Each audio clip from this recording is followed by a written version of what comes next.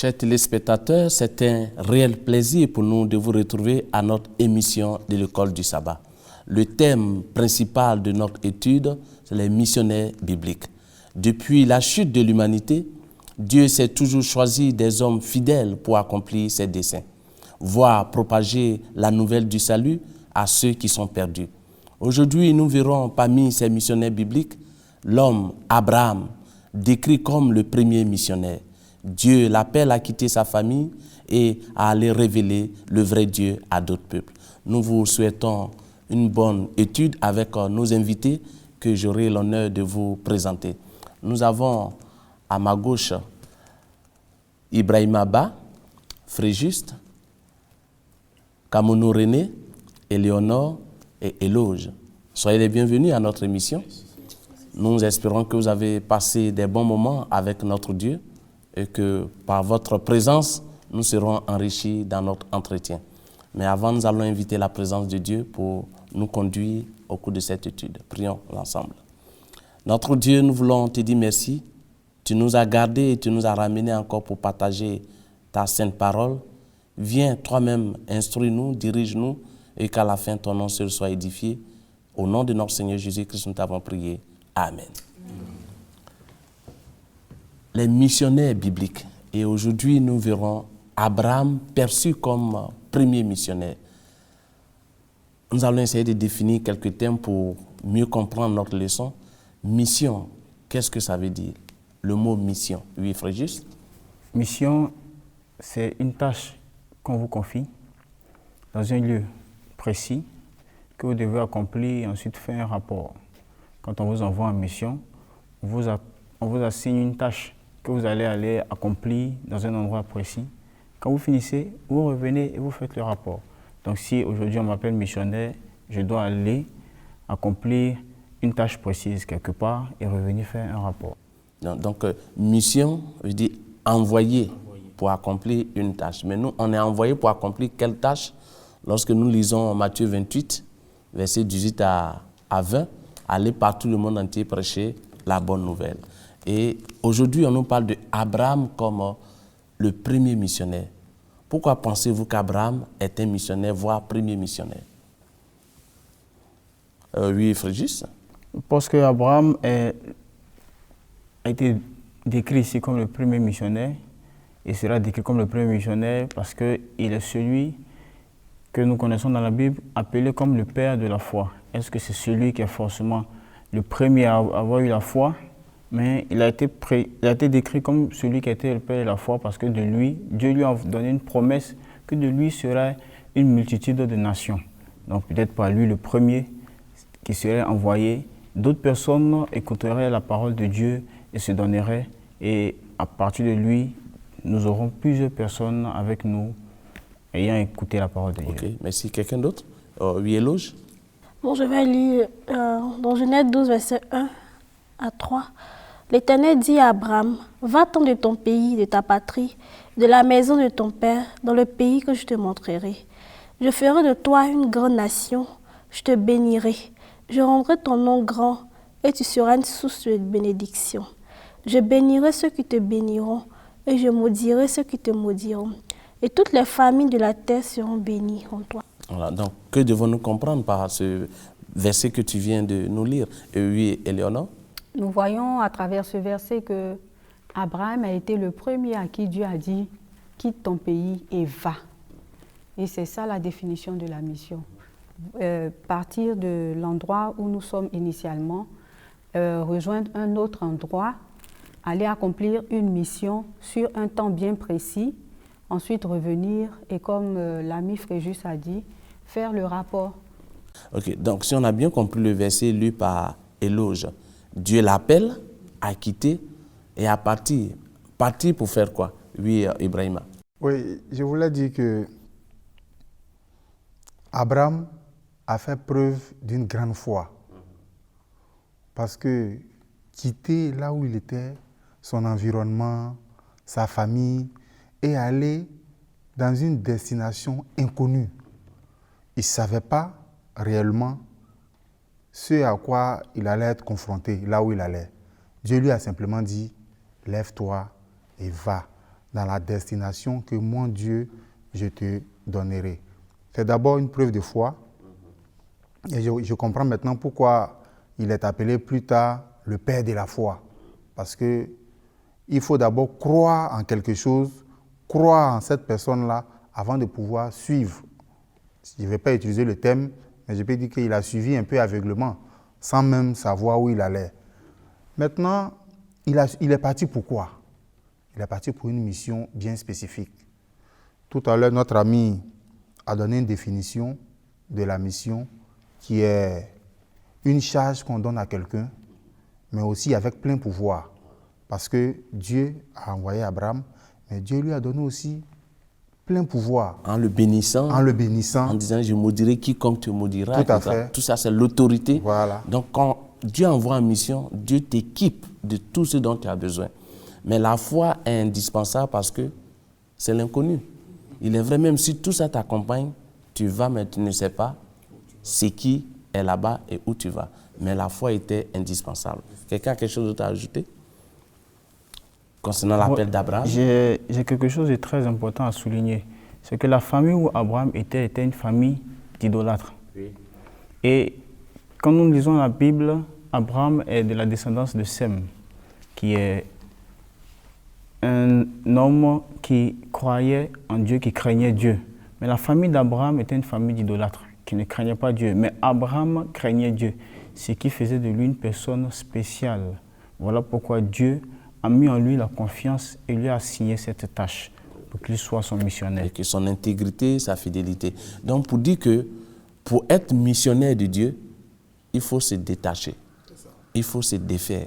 Tant qu'on ne se défait pas de tout ce qui peut nous retenir, on ne peut pas aller en mission pour Dieu. Et c'est ce qu'Abraham a fait. Oui, je voulais dire, à la suite de ce que vous venez de dire, il faut se détacher, c'est vrai, mais il faut faire confiance en celui qui t'envoie en mission. Il ne faut pas douter un instant. Jésus-Christ nous l'a dit dans Matthieu 28, verset 20, il dit « Je suis toujours avec vous. Allez-y, faites de toutes les nations mes disciples, mais n'ayez pas peur, parce que moi, le Christ, je suis avec vous. » Donc, quand on se démarque et qu'on va en mission, on ne doit pas avoir peur, parce que celui qui nous envoie est présent et c'est quelqu'un de puissant et de fort. Il pourvoira à tous nos besoins et nous ne manquerons de rien. Ok, ce n'est pas quelqu'un qui nous envoie en mission et qui nous abandonne, en chemin, voilà. Mais c'est quelqu'un qui nous accompagne. Oui, René. Effectivement, quand on lit, d'office, on ne voit pas les valeurs. Si vous voulez, la Bible ne décrit pas, ne présente pas de manière précise Abraham, voilà. Parce qu'on pourrait dire que Dieu s'est appuyé peut-être sur des valeurs en la personne. Tout à l'heure, l'ami a dit qu'il est issu d'une famille païenne, idolâtre. Et ça veut dire que des gens qui étaient un peu loin, donc le background de ce dernier-là, de Abraham, n'était pas vraiment reluisant. Mais Dieu a vu en lui quelque chose. Pas vous dire que Dieu va prendre simplement les gens qui ont assez de qualité pour aller accomplir la mission. Donc vraiment, l'histoire d'Abraham, je pense qu'il y a beaucoup de leçons que nous allons. Ok, donc un autre aspect que René, tu viens de faire ressortir qui est important, c'est que ce n'est pas notre environnement que Dieu regarde pour nous choisir, mais Dieu regarde notre disposition, nous-mêmes, notre prédisposition à le servir. Notre environnement peut être un environnement malsain, mais si Dieu voit en nous quelqu'un qui est prêt à le servir, Dieu peut nous tirer de là pour la mission. Merci pour cet additif. Il peut même nous donner les qualificatifs nécessaires pour réussir notre mission. On ne dira pas, bon, comme moi je suis quelqu'un de trop timide, Dieu m'a choisi, est-ce que je pourrais se poser une multitude de questions. Si Dieu t'a choisi, il va te donner les valeurs, il va te donner les accessoires pour pouvoir mener à bien ta mission. Et c'est ce que nous avons vu dans le livre d'Exode, quand Dieu a appelé Moïse. Moïse était en train de dire qu'il ne pouvait pas parler. Mais Dieu a dit non, c'est moi qui t'envoie. Donc, je te donne le pouvoir. Maintenant, Abraham répond. Est-ce qu'Abraham a refusé l'appel de Dieu? Oui, Eloge? Non, puisqu'on voit qu'à la suite du verset, on voit qu'automatiquement, Abraham a pris son neveu, il a pris tout ce qu'il devait prendre et il est parti. Donc là encore, nous voyons, parce que la mission, on a dit que la mission de Dieu, c'est de faire connaître le plan du salut à ceux qui ne connaissent pas cela. Dieu lui-même a été le premier en disant « Adam, où es-tu » Dieu a accompli sa part. Maintenant, Dieu se choisit des hommes pour le faire, c'est-à-dire nous tous. Donc quand Dieu nous appelle, on ne doit pas faire quoi? Résister, on doit répondre immédiatement à son appel. Abraham est parti, qu'est-ce qu'il a fait? Est-ce qu'il a commencé à rendre témoignage? Qu'est-ce qui s'est passé? Abraham, quand il est parti, il a commencé à visiter des villes. Il a commencé à visiter des endroits parce qu'il lui a donné une destination. Alors sur le chemin, il va rencontrer des personnes. Il va rencontrer peut-être, on pourra dire, des royaumes, des villes. Mais en partant, il va devoir faire des pauses.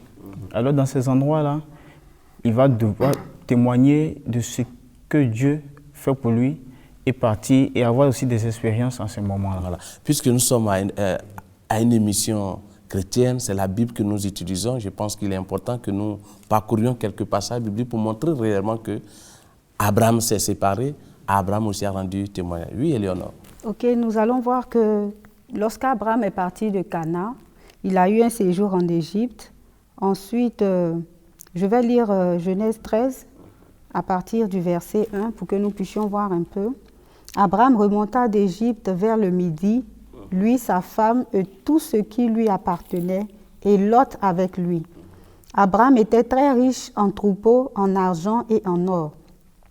Il dirigea ses marches du midi jusqu'à Béthel, jusqu'au lieu où était sa tente au commencement entre Béthel et Haï, au lieu où était l'autel qu'il avait fait précédemment, et là, Abraham invoqua le nom de l'Éternel. Lot, qui voyageait avec Abraham, avait aussi des brebis, des bœufs et des tentes. Et la contrée était insuffisante pour qu'ils demeurassent ensemble, car leurs biens étaient si considérables qu'ils ne pouvaient demeurer ensemble. Il y eut querelle entre les bergers des troupeaux d'Abraham et les bergers des troupeaux de Lot.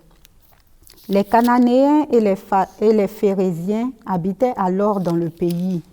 Abraham dit à Lot, « Qu'il n'y ait point, je te prie, de dispute entre moi et toi, ni entre mes bergers et tes bergers, car nous sommes frères. Tout le pays n'est-il pas devant toi? Sépare-toi donc de moi. Tu vas à gauche, j'irai à droite. Si tu vas à droite, j'irai à gauche. » Lot leva les yeux et vit toute la plaine du Jourdain qui était entièrement arrosée. Avant que l'Éternel eût détruit Sodome et Gomorrhe, c'était jusqu'à soir comme un jardin de l'Éternel, comme le pays d'Égypte. Lot choisit pour lui toute la plaine du Jourdain et il s'avança vers l'Orient. C'est ainsi qu'ils se séparèrent l'un de l'autre. Merci beaucoup. Donc nous voyons ici un point important que j'aimerais qu'on fasse ressortir, la séparation d'Abraham avec Lot. Qu'est-ce qu'on peut comprendre là? Pour celui qui va en mission pour Dieu. Oui, celui qui va en mission pour Dieu, il y a quelque chose que j'ai compris pendant qu'elle lisait, c'est qu'ils ont conquéri une surface, un endroit où il y avait de la verdure d'un côté et de l'autre côté, il n'y avait pas trop de verdure. Et sur ce champ-là, il a donné de manière humble l'opportunité à son neveu, qui est moins âgé que lui, de choisir. Alors Lot choisit l'endroit le plus fertile et lui choisit l'endroit le moins fertile. Mais nous verrons qu'après, dans cet endroit-là, il sera plus heureux parce que Dieu l'ayant béni, cet endroit aussi sera béni. Merci, mais il y a un point que je veux qu'on fasse ressortir. Oui, Ibrahima. Moi, je voulais dire aussi que, à la lecture du texte, j'ai compris que Abraham était un homme de paix. C'est-à-dire quelqu'un qui voulait éviter au maximum les querelles entre son frère Lot et lui. Il lui dit, les bergers ont déjà commencé, il ne faudrait pas que ça arrive à notre niveau. Donc, pour ne pas que ça arrive, il est mieux de se séparer. Ce n'est pas une division, c'est juste pour garder les liens familiaux qui sont entre nous. Mon frère est de l'autre côté, moi je suis de l'autre côté. Donc, en plus d'être un homme de foi, c'est aussi un homme de paix. Donc c'est déjà un premier témoignage. Quand Dieu nous appelle à le servir ou à aller en mission, nous devons être des faiseurs de paix. Parce que tu ne peux pas propager la bonne nouvelle du salut et être en conflit avec ceux, pour ne pas dire tes auditeurs. Donc c'est pourquoi Abraham, avec la sagesse décide d'éviter ce clash, si on peut s'exprimer ainsi, entre lui et son neveu. Oui, Oui, René? nous voyons aussi que c'est vrai qu'Abraham s'est séparé d'avec sa famille et il allait avec son neveu. Et dans cette avancée, il aurait pu garder toujours son neveu. Tout à l'heure, vous avez dit qu'il a, comment on appelle ça, fait preuve d'équité, de sagesse. Mais encore, il pouvait laisser l'autre avec lui. Mais la mission avait une grande envergure. La mission était tellement importante qu'il a su se séparer de ce qui pouvait être une entrave pour lui. Donc il faut savoir à un moment donné se séparer de ce qui peut constituer un obstacle à la mission que Dieu nous a assignée. Il faut connaître aussi tes objectifs pour ne pas te laisser distraire par tous les manigances du diable. Et on verra que Abraham va rendre témoignage au roi même qu'il va croiser quelque part. Il y a un passage de la Bible qui lui dit dans Genèse, qui nous montre que les rois qui vont rencontrer Abraham sauront qu'il était un serviteur de Dieu. Oui, Éléonore. Justement, ils sauront qui était Abraham parce que Abraham a su marcher selon ce que Dieu lui avait appris. Bon, je redescends un peu plus bas. Avant la séparation d'avec son neveu Lot, pour dire que dans les missions, ou bien partout où nous sommes, quand nous décidons de suivre Dieu et de faire sa volonté, notre entourage, même notre propre famille, peut nous emmener à nous retrouver dans des querelles ou bien dans des problèmes. Il faudrait que nous soyons assez vigilants, que nous soyons assez concentrés pour ne pas nous laisser distraire. Parce que, être humain que nous sommes, quand il y a un problème qui survient, nous prenons automatiquement le camp de celui qui est de notre famille ou bien de notre ami. Souvent, nous savons que notre ami ou notre proche n'est pas dans la bonne position, mais nous nous mettons automatiquement de son côté. Abraham n'a pas regardé tout ça. Il a été équitable et il a fait ce qu'il devait faire. Voilà ce qui lui a valu un bon témoignage auprès de... Donc, en clair, il ne faut pas perdre de vue l'essentiel de notre mission, qui est le salut que nous devons propager. Et Abraham est caractérisé comme un homme, un modèle, un exemple de foi. Êtes-vous d'accord avec ce que nous disons d'Abraham? Un exemple de foi? Oui, Éloge. Oui, moi je suis d'accord. Parce que dès le départ, dès l'appel, il n'a pas hésité, comme on a dit, il ne savait pas où il devait partir. Il ne connaissait même pas ce qu'il attendait. Mais Abraham, puisque c'était Dieu qui lui ordonnait à partir, il n'a pas hésité, il est parti. Il a fait preuve de foi là. Et même là où il est arrivé, il a encore fait preuve de foi. Il peut être influencé par tous ces rois qui l'entouraient. Mais il a gardé sa foi, il a gardé la mission, le justice, sa mission. Ok. Il y a un grand enjeu, partir sans connaître ce qui nous attend. C'est un grand enjeu. Mais il faut rester toujours un homme de foi. Oui, Éléonore. Il y a un point que j'aimerais souligner ici encore concernant la foi. Lorsque Abraham se séparait de Lot, c'est Abraham que Dieu a envoyé en mission. Et là encore, Abraham permet à Lot de choisir le terrain qu'il veut. Abraham était le plus âgé, il pouvait dire, bon, moi je vais à gauche, toi va à droite. Voilà, c'est son neveu, il aurait obéi à ce que Abraham aurait dit, mais Abraham a laissé son neveu choisir l'endroit qu'il voulait. Et évidemment, Lot a choisi le terrain qu'il croyait être le mieux. Abraham n'a pas discuté, il est parti de l'autre côté qui pouvait être dangereux, qui semblait être dangereux. Mais comme il sait qu'il a Dieu avec lui et qu'il croit en Dieu, il a pris le terrain. Mais nous allons voir ce qui est arrivé à la fin. Abraham est devenu prospère, plus riche que n'importe qui. Merci beaucoup. Il fut un temps même où l'autre a été enlevé par des gens. Abraham allait le secourir. Voilà. Oui, okay. Donc effectivement, pour juste ajouter ce point, nous voyons que ce n'est pas facile. La foi, c'est un peu le regard vers l'avenir, vers l'inconnu. Mais en fait, il n'y a pas d'inconnu pour celui qui a la foi, mais c'est plutôt cette personne a une connaissance de celui qui l'envoie en mission. Et c'est ce que donc Abraham a su faire preuve. Et il est allé donc vers cet inconnu pour les autres et il a pu faire de grandes conquêtes. Voilà. Merci. Il y a un passage que j'aimerais que Frégis lise pour nous dans Genèse 15, verset 6, pour nous permettre de comprendre pourquoi Abraham est un exemple de foi pour les Dans missionnaires que nous Genèse sommes. 15, verset 6, il est écrit « Abraham eut confiance en l'Éternel qui le lui imputa à justice. Abraham eut confiance. Ça, c'est très capital.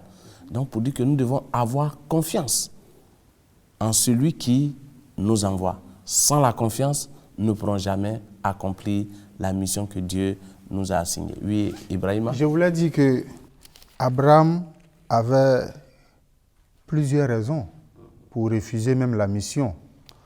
Parce que tout à l'heure, l'ami a fait la lecture et ça m'a amené à réfléchir. Dans Genèse 13, au verset 2, Abraham était très riche. C'est-à-dire, je voudrais qu'on relève un peu cet aspect-là. Il était très riche. Il avait tout. On peut dire qu'il était à l'aise. Donc pourquoi aller me surcharger avec des missions? Parce que généralement, on accepte des missions comme nous le voyons maintenant dans le cadre du travail. Quand il y a des missions, c'est payé, tout le monde lutte pour des missions. Mais moi, j'ai déjà tout. Il a de l'or, il a presque tout. Mais pourquoi me surcharger avec des missions? Là où je suis là, je peux faire l'œuvre de Dieu. Ceux qui viendront me voir là, je pourrais leur parler de Dieu. Pourquoi aller me trimballer avec l'or, tout ce que j'ai? Il a eu confiance en Dieu. Il s'est dit que tout ça là, c'est Dieu qui lui a donné. Dieu peut lui donner encore plus. Et ce qui l'a plus incité, tu seras le père d'une grande nation. Donc, et puis quand nous voyons, Abraham était déjà destiné à être père des nations. Parce qu'on dit Abraham, avant qu'il ne devienne Abraham, Abraham c'était le père est exalté. Et Abraham qui est le père de la foi. Donc, il était déjà destiné à être le père d'une grande nation. Et il a eu confiance en Dieu. Il est parti avec son neveu. Le neveu en Afrique, c'est comme ton fils. Comment tu peux demander à ton fils de choisir un endroit et puis toi, tu vas prendre l'autre partie? Il faut être humble.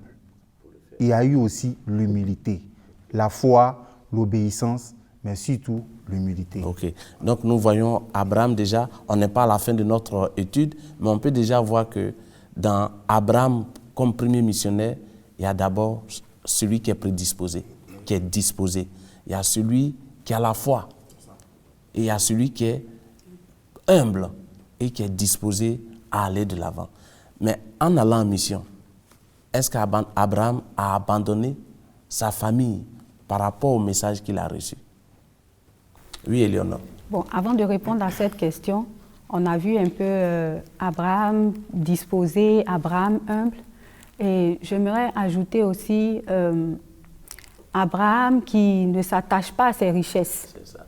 Abraham qui ne s'attache pas à ses richesses, parce que s'il s'attachait à ses richesses, il n'aurait pas donné l'opportunité à l'autre de choisir avant lui. Ok, maintenant, Abraham ne se sépare pas de sa famille. Il envoie avec lui son neveu Lot, sa femme et d'autres personnes encore. Mais par rapport au message qu'il a reçu, le message qu'il doit prêcher, pour lequel il part en mission, qu'est-ce qu'il fait de sa maison? Oui, oui, c'est un Merci. message qui était tellement important qu'Abraham s'est dit, il ne peut pas le garder pour lui seul. Il faudrait que d'abord sa famille constitue sa première équipe de mission. Et on va prendre la parole de Dieu dans le livre de Genèse 18, verset 19. « Car je l'ai choisi, afin qu'il ordonne à ses fils et à sa maison après lui de garder la voie de l'Éternel, en pratiquant la droiture et la justice, et qu'ainsi l'Éternel accomplisse en faveur d'Abraham les promesses qu'il lui avait faites. » Voilà un peu que Abraham ne va pas seul. Il ne gère pas cette mission-là seul, mais il associe les membres de sa famille. Ainsi pour dire que quand Dieu nous confie des tâches, nous pouvons aussi faire profiter les membres de notre famille. Parce qu'eux aussi, ils ont besoin de cette bénédiction. Ça doit commencer d'abord chez nous, à la maison, dans notre entourage, peut-être même dans notre village, dans notre département, et puis au fur et à mesure, graduellement, communiquer ce message. Donc le plan de salut, le message que Dieu veut faire connaître à l'humanité, quand il nous envoie en mission, on doit commencer d'abord dans sa propre famille. C'est ça. Ok. Bon, René. Et ça a été toute une grande expérience, une longue expérience pour Abraham. Dieu l'enlève de sa famille, de sa patrie. Il va faire tout un pèlerinage, je peux dire, assez de voyages. Il va rencontrer toutes sortes d'expériences avec le Seigneur. Il va manifester aussi un attachement fort à l'Éternel. Et Dieu le ramène encore. Parce que même pour que ses enfants, son fils se marient, il a dit, va. Il a envoyé même son homme de main pour aller choisir dans sa famille. Donc pour dire que ce que nous devons retenir, si Dieu nous bénit dans la marche avec lui, n'oublions pas que la mission qu'il nous donne, c'est que nos familles soient sauvées. Voilà. Donc, en voulant sauver les autres, ne perdons pas de vue les siens qui doivent aussi être sauvés. En n'oubliant pas cette famille, c'est que nous montrons que l'amour que Dieu avait pour nous, que Dieu a pour nous, en voulant nous sauver, nous qui sommes envoyés en mission, nous devons garder cet amour-là. Comme Abraham a eu des promesses, il veut que ceux qui suivent la voie que lui va suivre puissent avoir aussi ces promesses-là. Okay. Merci, nous sommes presque au thème de notre émission. En 30 secondes, qui peut nous résumer Abraham, premier missionnaire, pour que nous puissions partir d'ici avec quelque chose en main? Oui, Ibrahim. Alors, ce que je voulais dire par rapport à cette leçon, c'est que Abraham a été un homme de valeur. Un homme qui avait confiance en Dieu, foi en Dieu. Quelqu'un qui a suivi Dieu aveuglement. Parce qu'il savait que Dieu ne peut pas le tromper. Dieu ne peut pas le conduire dans les abîmes. Il a mis toute sa foi en Dieu et il savait que là où il allait aller de bénédiction en bénédiction. Parce que quand Dieu te conduit, il ne t'amène jamais dans l'erreur. Mais aussi, remarquons que c'était un homme de paix et un homme de sagesse. Voilà. Merci beaucoup. Donc, nous vous remercions pour votre disponibilité et aussi d'avoir répondu à notre invitation. Merci pour ces échanges que nous avons eus avec vous. Chers téléspectateurs, nous voici au thème de notre émission de ce jour. Nous vous remercions pour le temps que nous avons passé avec vous. Que retenir de notre entretien du jour? Dieu a choisi Abraham comme premier missionnaire de l'Évangile. L'intégrité et la fidélité du patriarche lui ont permis d'illuminer les rois et les peuples qui vivaient avec lui. Le Dieu des cieux fut révélé à travers sa vie. C'est cette même expérience que l'Éternel attend de vous et de moi. Nous vous remercions et vous donnons rendez-vous pour une prochaine rencontre. Remercions Dieu pour le temps que nous avons passé ensemble. Notre Dieu, nous voulons te dire merci parce que tu as dirigé toutes choses pour la gloire de ton nom. Merci pour toutes ces grâces. Au nom de ton Fils Jésus-Christ. Amen. Amen.